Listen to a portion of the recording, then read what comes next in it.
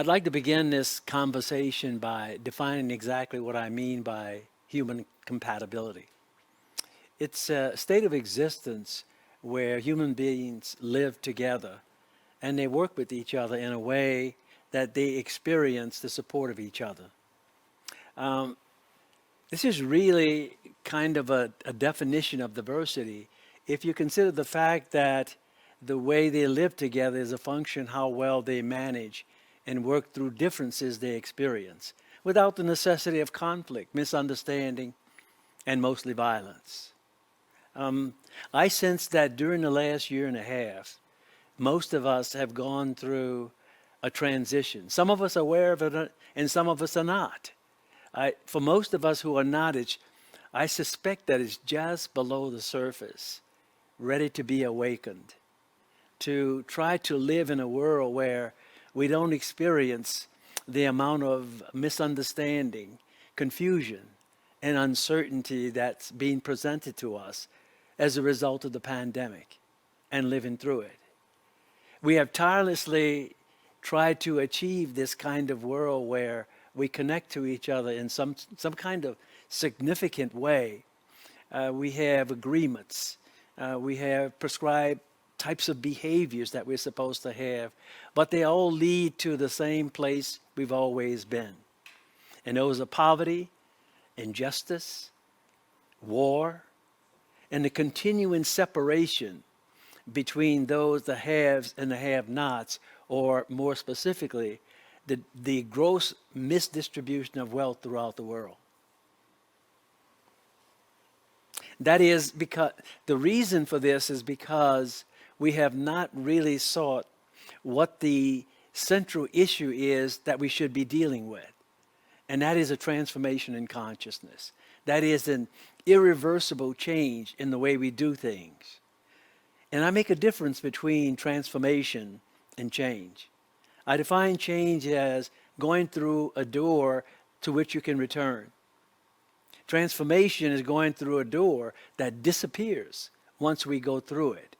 And we've all had that kind of experience in our lives, particularly those of us who have had to adapt and adjust to the growth and maturity of our children.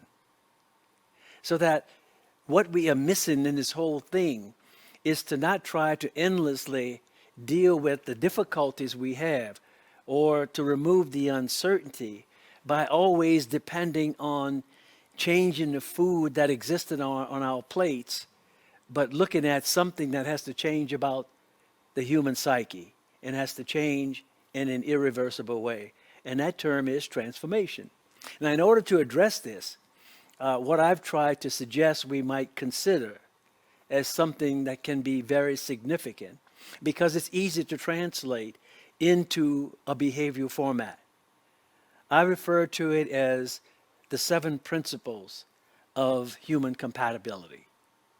The first principle, all humans are inherently equal in terms of their personhood. There are no superior individuals by human characteristics or by circumstance, such as race, sex, national origin, wealth, and even class.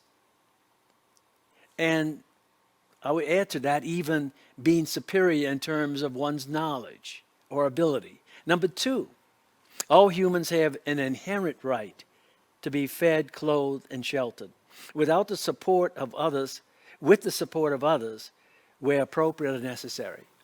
All humans have an inherent right to be educated for physical survival and also global adaptation as the world will become a very small place. Number 4, all humans have an inherent right to religious expression where it promotes understanding, compassion, and ultimately love. All humans have an inherent right to explore consciousness. That is to have the courage to go beyond the ring they live in to something that can be much greater. And this has to be done in an experiential way. We call these people explorers rather than settlers.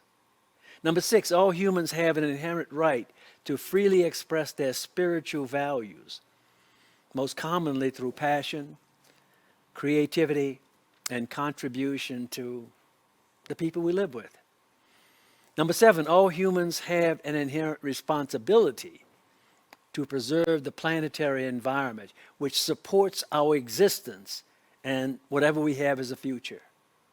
Now, this may sound idealistic on the surface, but when you think about putting them into practice, it's not that difficult at all, because it consists of the small and the little things we do with and among each other.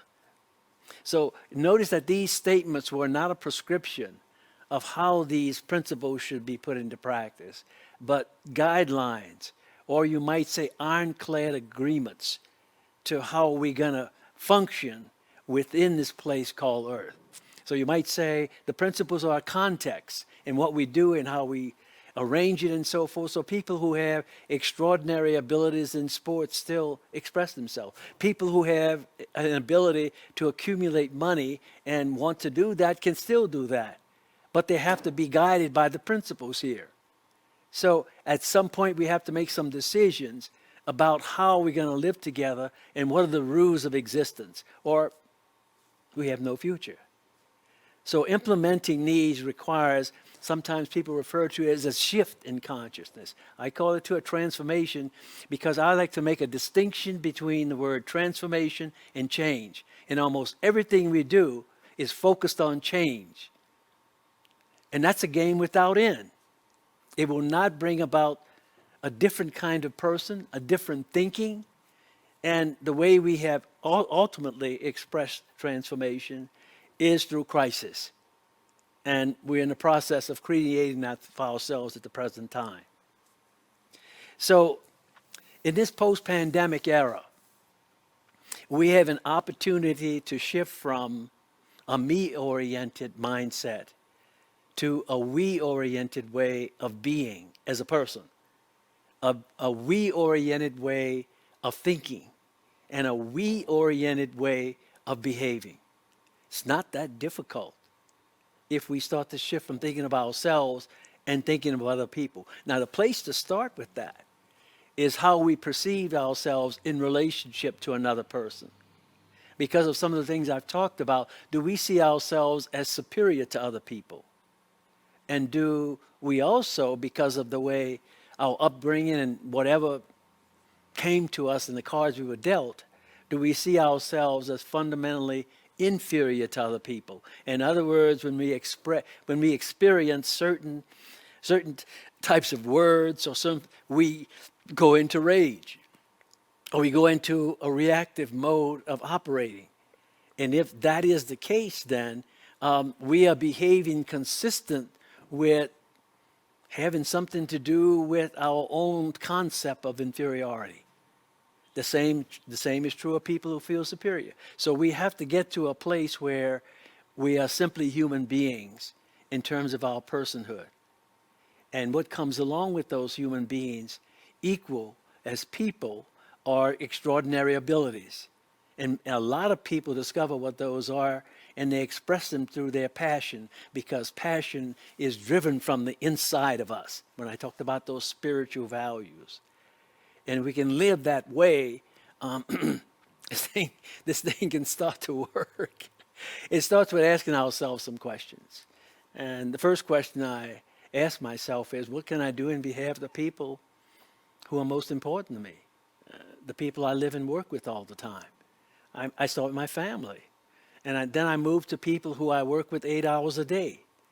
And instead of bringing a conflicting way of operating with them because of things I'm not aware of, I can step back a minute and gain some humility in terms of my interactions and ask more questions. I can be more open, that some people would consider being more vulnerable. I can start to think about all the things I have in my home. As I said to my friends all the time, I'm becoming a minimalist. And that is, I'm starting to ask myself, what is the minimum amount of stuff around me do I need to be happy?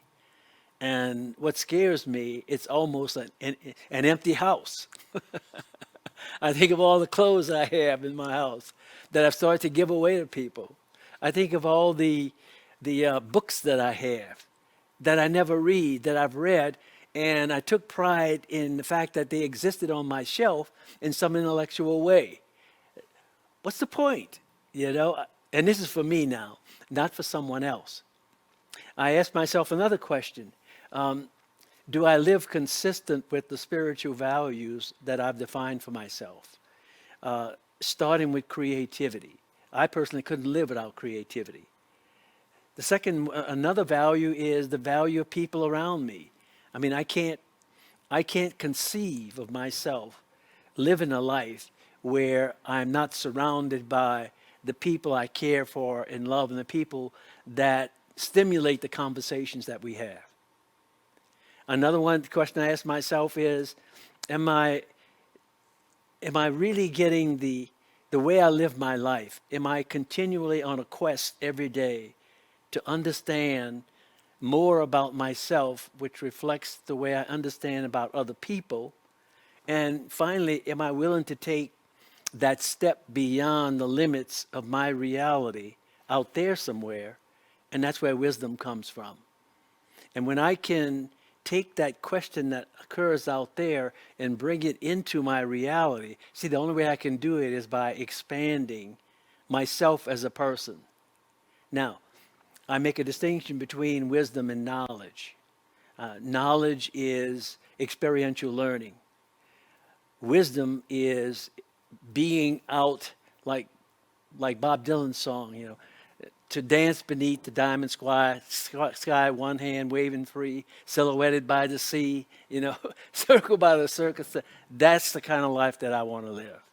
And I think that's all possible, but the requirement begins with this whole concept, this whole idea of changing the way that I see myself with respect to everybody in the world, and that's transformation. Now, if we have the courage to do that, you see, the thing that's most powerful about what I'm talking about is nobody has to give you permission to do that.